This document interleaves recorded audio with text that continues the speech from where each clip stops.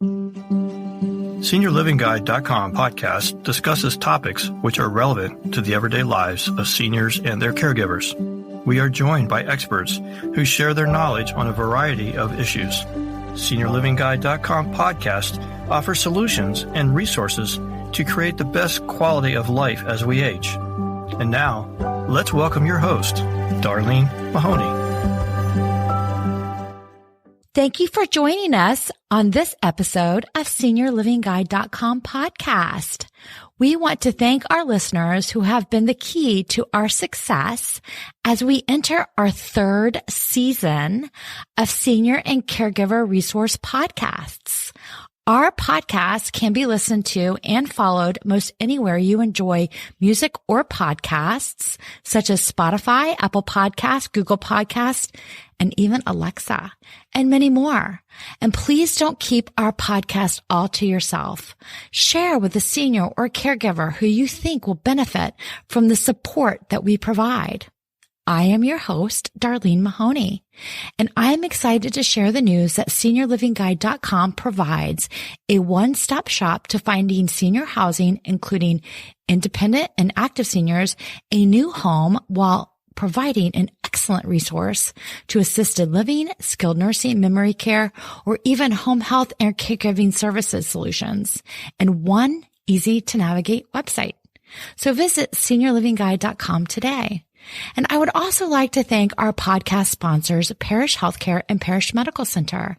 At Parish, they offer the Parish Senior Consultation Center and Parish Senior Solutions, where each patient's evaluation and follow-up care will be personalized to meet the needs of the individual and their families. At Parish Healthcare, we believe in our community. We believe in keeping our community safe. We believe in the art of healing. We believe in healing patients, healing families, healing communities. We believe in the best and brightest working together for the common good. At Parish Healthcare, our team focuses on you as an individual because every life is a work of art to us. Parish Healthcare, where the art of healing comes to life. Visit parishhealthcare.com/healthaware for a free health risk assessment. We're here today with Adrienne Cordero. She's the care manager for Vera Health and Rehabilitation and Rockledge Health and Rehabilitation. Adrienne has served in skilled nursing for over 10 years with an extensive background in healthcare business development, marketing, and senior placement services. Adrienne has certification in Alzheimer's and dementia support groups, as well as education in senior fitness and wellness. Adrienne has been on our podcast in the past, and she's been such a great resource for seniors and their families. We thought that the topics we're going to talk about today would be really important in regards to skilled nursing. And I'm going to kind of let Adrienne jump in here and start the conversation. Thank you so much for having me again. As always, Darlene, you're phenomenal. Love being able to do this with you or even chat anytime. Definitely speaking with you several times, even if we don't share the appropriate resources that a patient or a family member needs, just talking about real life healthcare stories where they can relate or they can, give themselves a little bit of credit or, to take time to actually find balance.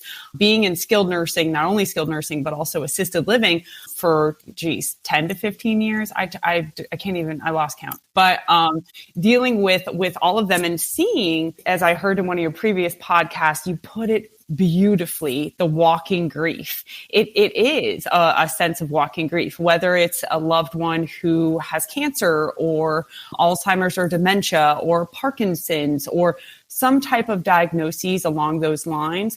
And then you have a spouse in the community who's very independent and either becomes the caregiver or is there kind of, visiting their loved one and waiting, either for them to one day not recognize who they are or to be bedbound even or wheelchair bound. And then they wind up losing or sometimes even finding shame when it comes to relating to other people who aren't necessarily dealing with that, whether it's friends or families and whatnot. So just trying to put that out there and let people know that are going through it or even knowing they're about to go through it to give them a little bit of of experience or, allow them to take the time to relate and understand that it happens to more people than they realize. Yeah, I know on our podcast, we talk a lot about assisted living and independent living and even, a lot of things related to dementia and those types of things, but we rarely talk about skilled nursing. And that's a whole different side. And I know our previous podcast, we talked about when you hear skilled nursing, it's a very scary topic for most people when they hear about the prospects of that. But it's a very real reality for some people, that diagnosis of living in skilled nursing, because that is the only option that they may be facing. It's really making the best of that and just kind of navigating that for both the person, the patient, the resident, because that's what they would be at that point. It's kind of looking at it that way. And then the other half, whether it be, the spouse or the caregiver that's been part of that person's life, that's a big change in life. It's a big deal. And not only to be going through something like that with a loved one, but then to have those industry stigmas. I know we talked about it in the last podcast, but when you're dealing with the unknown, when you're already dealing with a loved one who is debilitating, then that can be crippling to your own mental psyche and your mental health. And it's not right. But again, just to touch on the industry stigmas for a minute, skilled nursing, if they're just there for rehab, we're not trying to keep you for all 100 Medicare days. We're not trying to keep you. We want you to go home. However, if you are in long-term care, I think people think that they're just forgotten about, and they're not. It's a team of 24-hour care of nurses, RNs, LPNs, CNAs, on top of physicians, and we have all their medication. We're going to do the heavy lifting for you. Again, if need be, if you would prefer to care for your loved ones, then so be it. I have particular patients that are near and dear to my heart. We have a wonderful patient with pretty advanced dementia. He wasn't as advanced when he first admitted to our facility, but as we all well know, a lot of diagnoses like that, they're going to get worse over time. We joke around, we call him 10-second Tom. You guys ever see that Adam Sandler movie where he doesn't even remember that you spoke every 10 seconds? Right. It's been a while, but yes, I can recall. That's not always the case with Alzheimer's or dementia, but in his case, in the way that it's debilitated for him, it's kind of that. He'll ask 15 times in a row if his wife is coming to visit. Mind you, she just left the building. He's continuously on repeat. And anyone who doesn't really, know how to deal with it, and I think at first his wife didn't really know how to appropriately deal with it. And I said, sweetie, you don't have to correct him. You don't have to do anything. He can't help it. You know what I mean? He genuinely can't help it. She and I have become really close because I actually admitted them at the same time. She just for short term, him for long term. She did say to me pretty recently, there's going to be one day where I know he's not going to remember me. And you could just see the tears start to well up.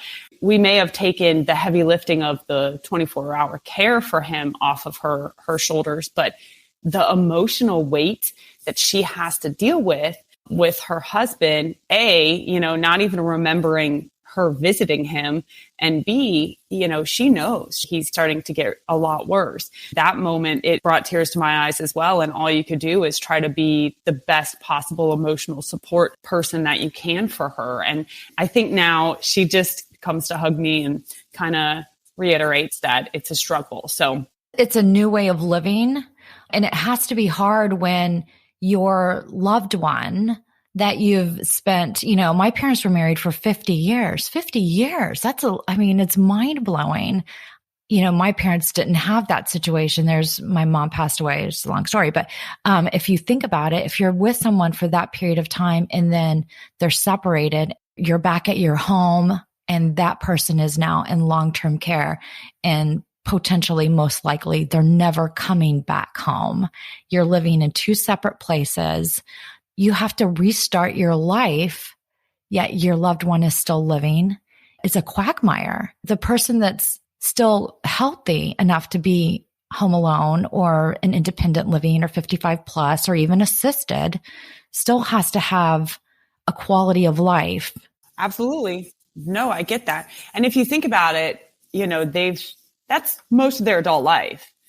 You know what I mean? If they've been married 50 plus years, which most of these type patients or residents in an assisted living or a skilled center are, though most of them have been married most of their adult life. So then it's almost having to learn how to do their everyday life again.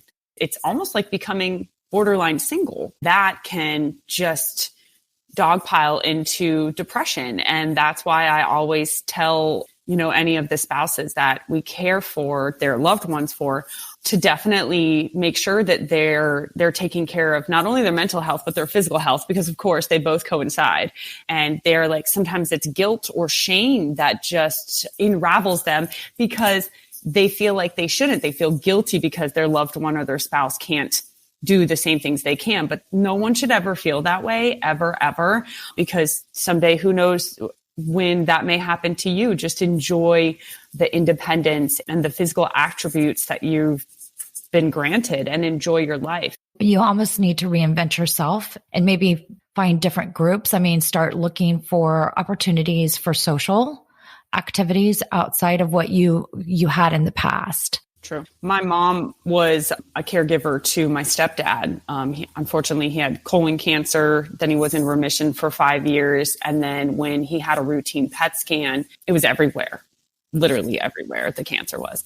I just remember, first of all, my mom's an occupational therapist. That's why skilled nursing, I was like destined to be in no matter what. I feel like I grew up in one, but she knows the clinical aspects of things. So she knew who to talk to, how to get in touch with the good oncologists and whatnot. But as he progressively started to debilitate, clearly she was working her full-time job and taking care of him. I did what I could when I could. And even being in healthcare, I think it scared the both of us just to see the type of person that he once was. And in a short amount of time, turn in, even physically look like a whole nother person, to where he's lost weight. You can tell that, muscle mass has definitely gone away and on a ton of oxygen and whatnot, and not being able to really manage himself. They say that the average caregiver spends like 44.6 hours a week. I'm just trying to remember that off the top of my head, but I believe that that's correct. And if you think about it, that's more than a regular full-time job. Absolutely. Yeah. So to deal with that on top of everything else, you gotta make sure that you seek what you can. I know my mom took my stepdad to Houston for certain treatments there towards the end, because they're a really good oncologist there. I did my best to find research for support groups for her while she was there. And there was a ton of in-person ones that she was able to go to while she was there. And I remember just thinking that that's what I would do for any of my patients, let alone, of course, for my mom. And she called me crying and thanking me. She's like, Adrienne, I needed to get that out. I needed to say all the things that I was feeling. And of course, she can talk to me, but she's like, it's different. You don't want to burden your kid or really have a nervous breakdown when you're trying to be so strong for the person who's going through the debilitation, but also for your family that's trying to be there too. I'll just never forget that moment. Never, ever, ever. And it always warms my heart for sure. Yeah.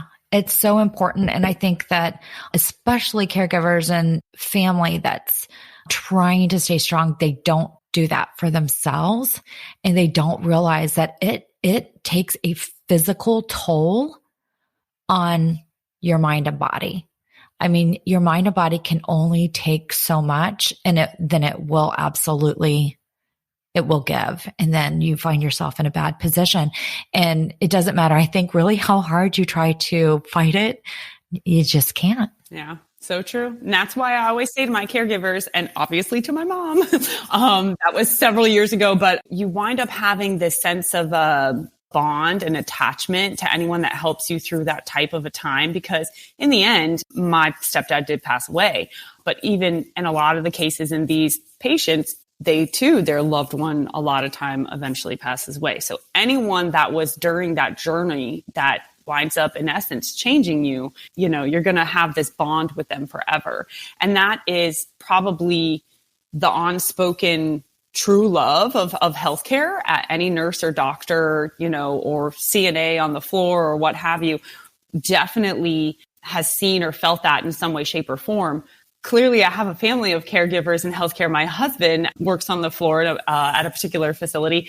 And he said he had a patient, I believe in his case, it was pretty bad heart failure for the patient.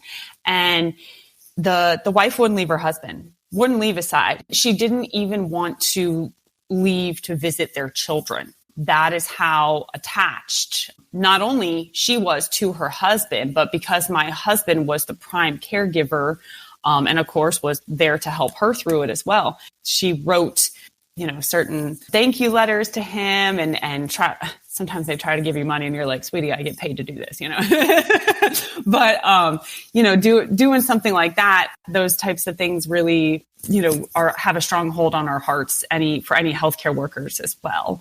So yeah, it makes a big difference when you're there during the journey.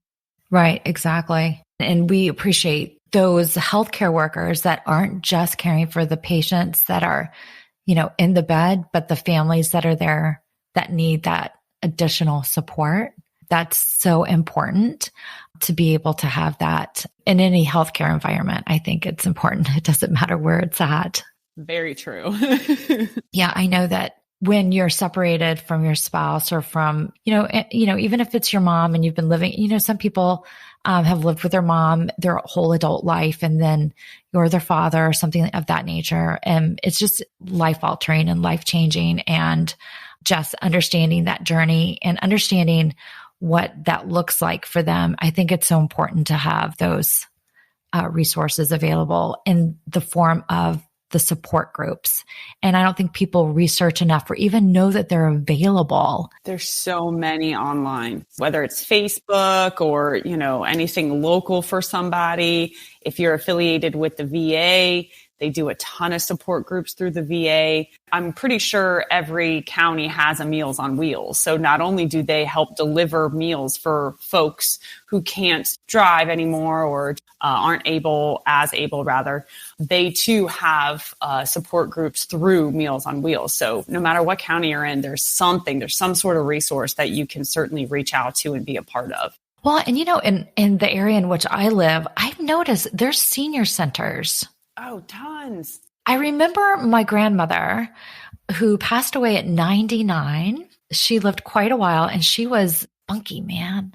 She really didn't stop until probably the last 6 months of her life, to be honest with you. She was a go-go gadget, but she went to the senior center. I remember as a little girl visiting for the summer, she would go to the senior center. She'd take us with her. I'm sure they loved it. She was very proud of her grandchildren, by the way. So I think that was part of it. She liked to show us off. Were you her favorite? I was definitely not the favorite, but I was up there. I used to joke with my sister all the time, be like, pretty sure grandma thinks I'm her favorite. Yeah. Like, did she say that? I'm like, yeah. I was because I think my grandmother did have some favorites, but she had a lot of grandchildren at the end. But I will tell you this, she had her little lunch bunches and her little garden whatevers. I don't know if they have those anymore, the garden clubs or what have you. Do you think that those still exist? And clearly churches are such a great resource. Absolutely. And book clubs. You know what's funny? I've seen online, I've had so many invitations to book clubs lately. I'm like, what's going on? So I asked a girlfriend of mine and she's like, well, it's like, I just read the end and then I go and we gossip. So just little things like that, like a book club, just show up because half the time it's food and drinks and good conversation. And then you just turn into really good friends. And there you go. You have your own support group right there. Exactly. And it's just a support group. And I feel like we're talking specifically more about women because this is all super women focused, but the men have the same, the senior centers, all of these different things, the church groups, all of these different resources can be very men based as well. Because, we know that it's hard for them when they lose their spouse because a lot of them, they haven't been cooking. They haven't been doing a lot of these things and they can be very lost within the home. Very true. A lot of senior centers have classes too for men because I've gone to my fair share of senior centers and called bingo, which they are very serious about. Yes. But I've seen a lot of cool classes like that where it's almost like home ec, like something you would take in high school for senior men who have, either lost their wives or their wives are currently not able to care for themselves anymore. And I think that that's such a beautiful thing. Exactly. And then when they have that spare time, they can go and they're healthy to go visit their loved one that's living in long-term care, so that they go and they're a healthy person and they're not completely, they can have a positive influence and an impact when they go in there and they're not in a bad space. Because I think that definitely, I want to say is the word emulate. It emulates onto that person when you are not in a good space. I think you need to bring that in because it will bring everyone up. Such an amazing point. I see that all the time. If they come in to see their loved one, even if the patient has dementia, they can still, they can catch on to vibes. They know what's going on. And even if they have a touch of depression, then that can elongate even more after visiting a very saddened loved one. And I think that goes a long way to again, take care of yourself physically, emotionally, and obviously mentally. So that way you can go in there and give your loved one, no matter what they're going through, if they're in a long-term care facility, then give them the joyous part of their day, which is what it really should be. Yeah. And we just did a podcast and I think you listened to it. Is your glass half full? Oh, I loved it. It was such a fun podcast. There's so much in it that there's so many takeaways. And I think if you're walking in and you have, you're visiting, even if it's on a daily, your loved one that's in long-term care, to go in and share jokes and things that lighten the mood and bring joy to that person versus going in and saying, I feel so bad for you. What's the negatives? What are all the negative things that are happening in your life? They know what those negative things are. They're living it. Absolutely. And that's why I always say too, when you are looking for an assisted living facility or a skilled nursing facility, yes, nursing and therapy are very important, but always keep in mind and keep an eye out for the activities. At the current place where I am at Vieira, I almost want to bow down to our activities director because she can certainly turn any frown upside down any given day of the week. We've had dance parties in the hallways, or I set up a cute little date night for a couple that we brought in a long time ago, and it was totally her idea. She even had candlelight. It was fake though. It was so cute. So we didn't start any fires.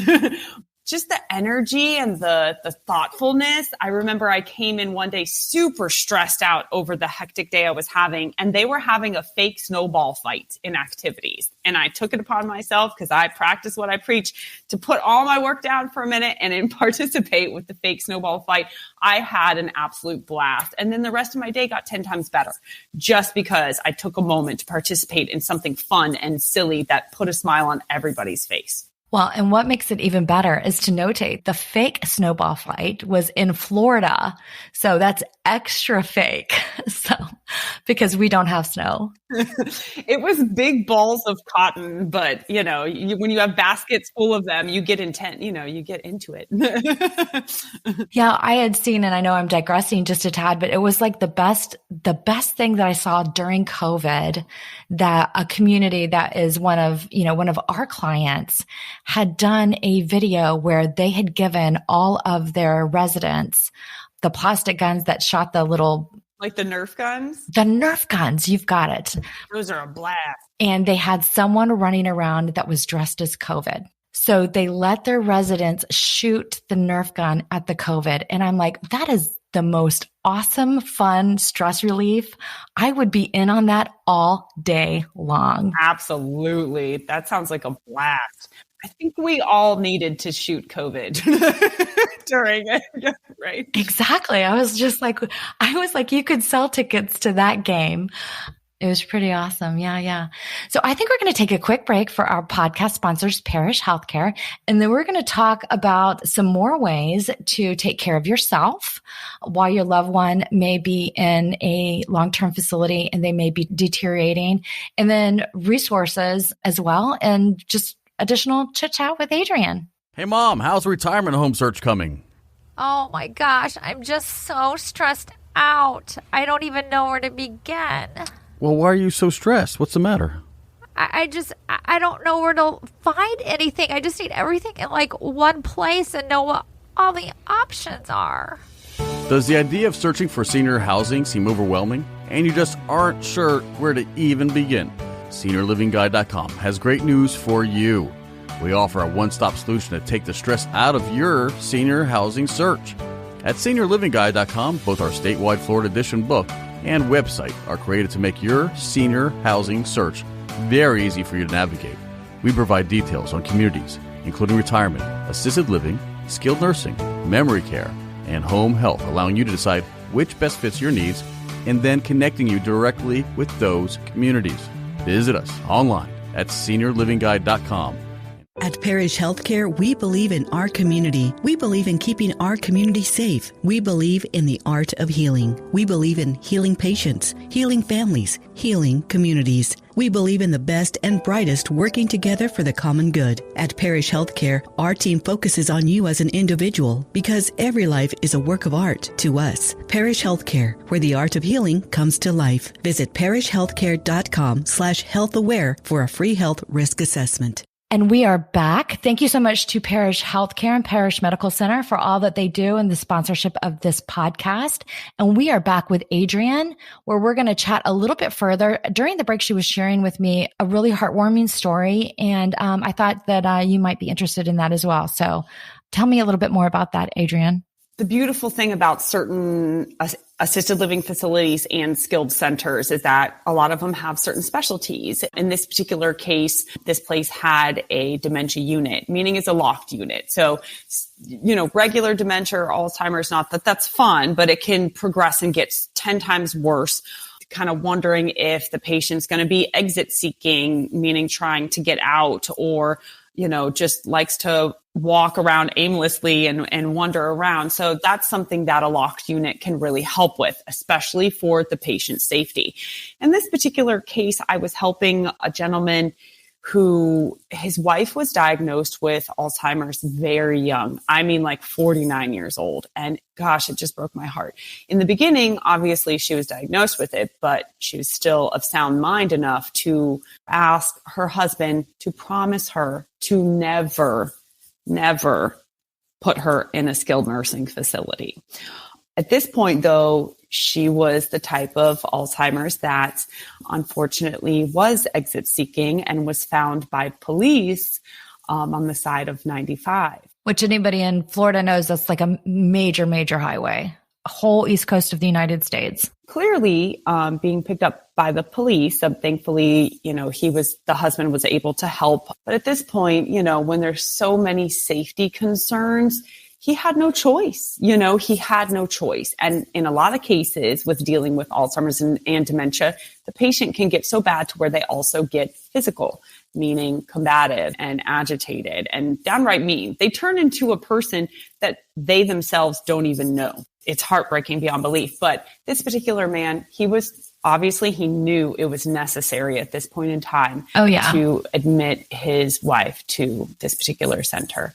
And I was helping him with the process all along the way. The day came. I have never seen someone so just physically and emotionally distraught. And she couldn't even tell the difference where she was. Like, that's how much she had debilitated. But it just broke his heart that he had to break his wife's promise. Now, it wasn't right away, but eventually, about a year or so later, he asked if he could be admitted for long-term care just to be there with his wife. And I tell you, that got me. I remember crying so hard.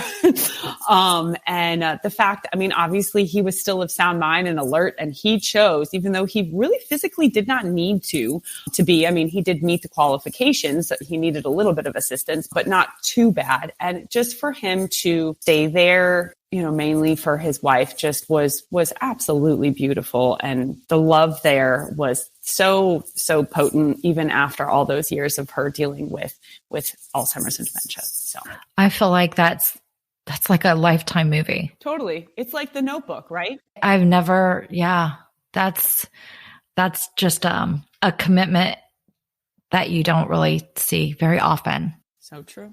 That's someone that truly, truly loved their spouse. It's intense. It's very intense. You sit back and it makes you wonder. You're like, well, I hope my wife or husband loves me as much as that guy loved her. You want that love, but then I also think I don't know that I want them to make that kind of a commitment. If I'm not aware, I want them to have a life outside of that.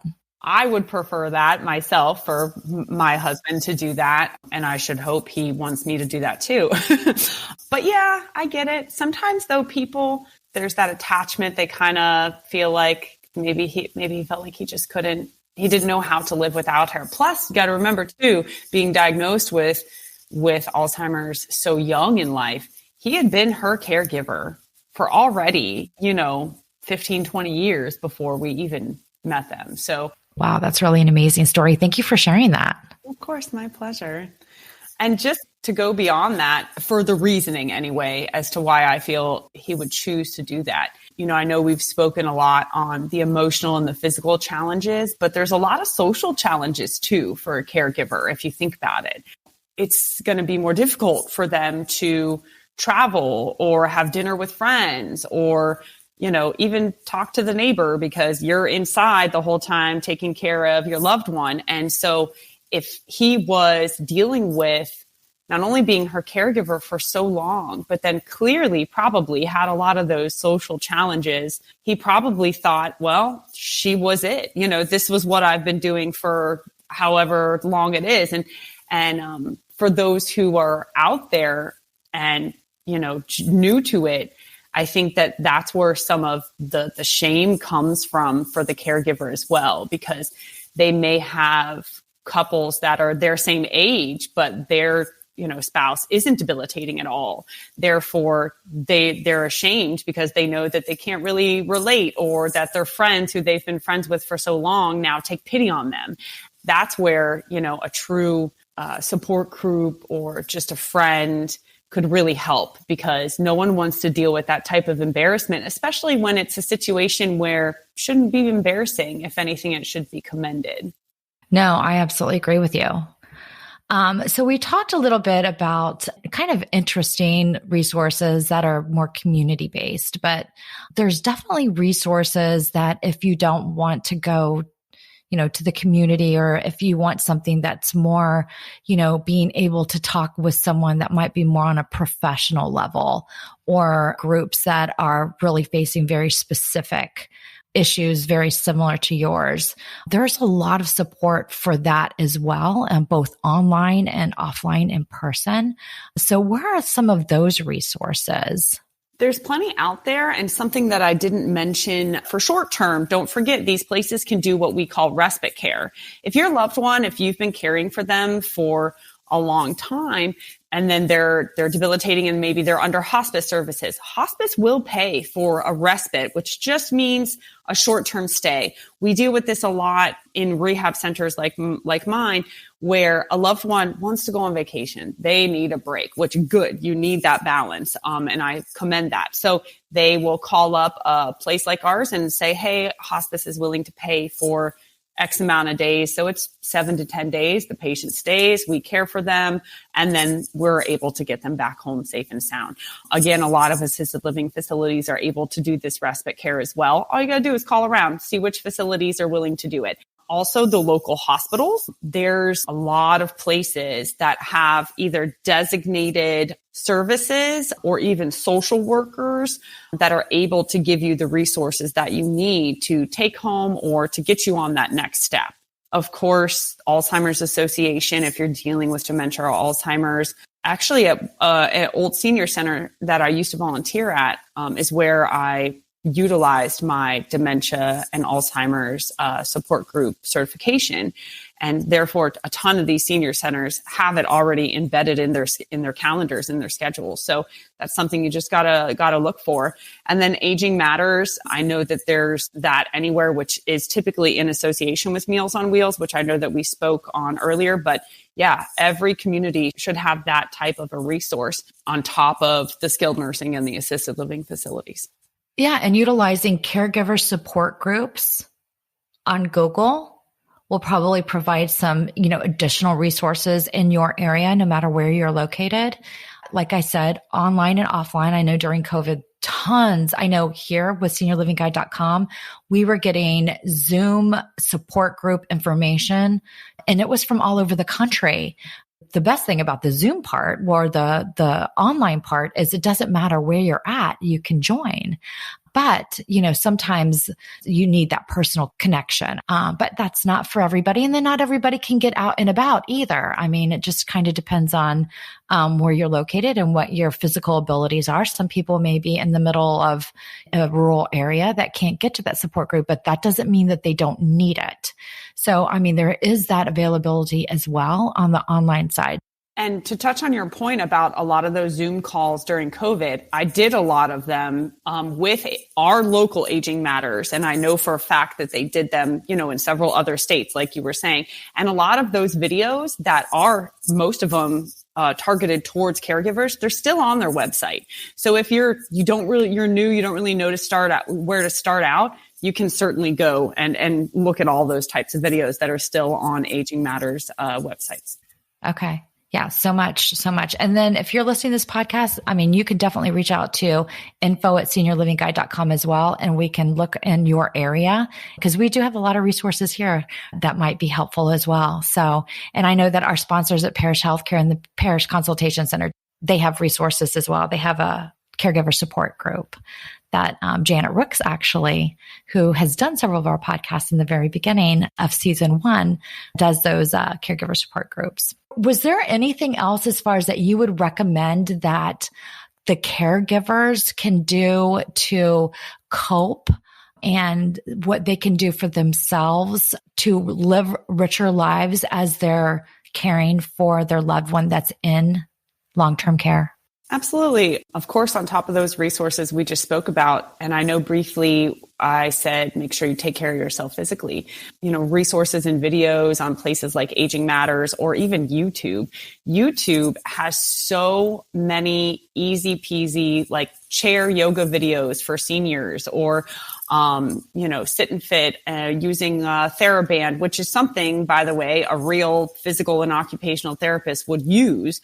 It's just one of those little TheraBands or the booty bands, as we call them. That's something you can even sit on your couch and watch TV while doing, just to strengthen your inner and outer thighs, going in and out, or utilizing it with your arms, which, by the way, it hurts. I don't even like doing it, but it's so good. You can hold one end of the band and push it back to work the tricep or the other way to work the bicep. Being physically fit or even just maintaining mobility and functionality that helps you get around in the real world is very, very important to everything, to keep you being a good caregiver, but also to keep you as independent as possible. And then, of course, as several people talk about in a bazillion studies, that the more physical fitness you do, it releases endorphins, therefore making you a happier person in general. So if you don't want to be a sad sap, do something for yourself and stay physically active. Again, this is something that is one of my biggest passions. Even if it is like literally just a quick walk around the neighborhood. Absolutely. You will feel so good when you're done walking. You'll literally feel empowered. It will encourage you to do other things physically fit. I mean, you will not want to sit down and watch television. You will be empowered. And then if you don't have the ability to make that walk, if you are watching television, during the commercials, getting up and walking around your house or walking around, doing different things, doing your stretches during the commercials, you don't care about those commercials anyway. They're just trying to sell you something. So at that point, that's a great point to during that, 7 or 8 minutes to do some things as well to keep active. Absolutely. I say that all the time. In fact, it goes so far as to show you how physical affects your mental health. My daughter's only 14 and she's studying hardcore. She's an excellent student. Pretty sure she's smarter than me, but I'm not jealous or anything.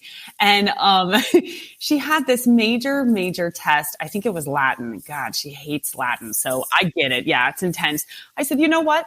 I can't really help you because I have no idea what you're talking about, but I can get you up just for a quick 5-10 minute walk. Let's get you away from the frustrating aspect of this and then get back. And this way she was able to regroup. And she's like, Mom, I thought I was going to hate that, but it really helped. So thank you. I was like, sweet, good. I'm glad. So, because I always feel bad I can't help her with Latin. I'm not good at that. Yeah.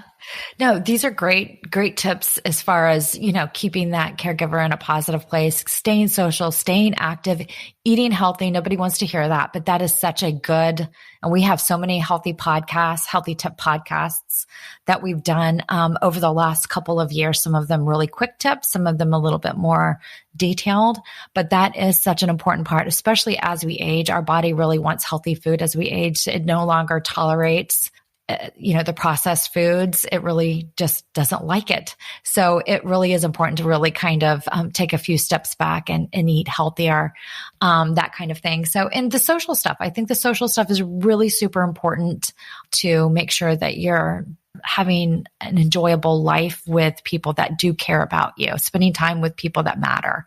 So if you're a caregiver or a spouse or someone that truly is involved in the life of someone that is living in long-term care, we don't want you to be a sad sap or a Debbie Downer. So please take a few of the tips that we've talked about today, and you can have an amazing life and still be a great caregiver for that person. So thank you, Adrienne, so much for joining us today. My pleasure. Thanks for having me. Absolutely. And if you enjoyed this podcast, we'll add the link to Adrienne's other podcast that she did with us about understanding the stigmas of skilled nursing. It really is a great podcast as well. Thank you so much.